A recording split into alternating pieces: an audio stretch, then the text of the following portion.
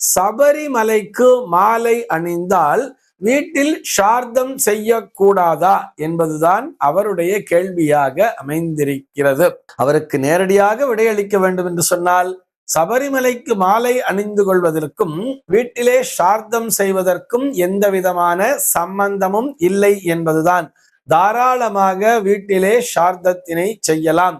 நம்மில் பலரும் தவறாக நினைத்துக் கொள்கிறார்கள். நம்ம மாலை போட்டுட்டோம் அப்படின்னு சொன்னா அது ஒரு விரதத்தை மேற்கொள்கிறோம், காலை மாலை இருவேளையுமே ஸ்நானம் பண்ணி அந்த சரண கோஷத்தை சொல்ல வேண்டும் அப்படிங்கிறது எல்லாம் இருக்கு.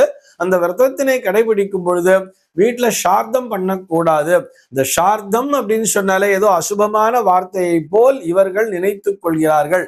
அதுபோல் சர்வ நிச்சயமாக நம்முடைய சாஸ்திரமானது சொல்லவில்லை என்பதையும் நினைவிலே கொள்ள வேண்டும்.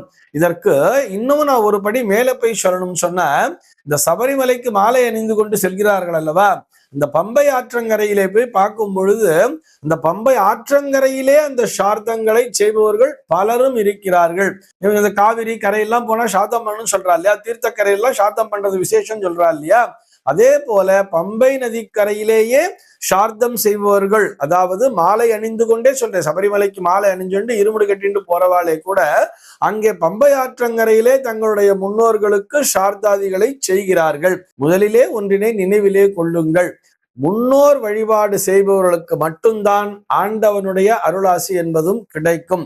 நான் முன்னோர் வழிபாட்டினை மேற்கொள்ள மாட்டேன், சார்த்தங்கள் எல்லாம் பண்ண மாட்டேன், நான் டைரக்டா சுவாமியை மட்டும்தான் நமஸ்காரம் பண்ணுவேன்னு சொன்னா அதிலே நிச்சயமாக பலன் என்பது கிடைக்காது. ஆக சபரிமலைக்கு மாலை அணிந்து கொண்டாலும் தாராளமாக சார்த்தத்தினை எந்த விதமான தயக்கமும் இன்றி முழு மனதோடு சார்த்தத்தினை அவசியம் செய்ய வேண்டும்.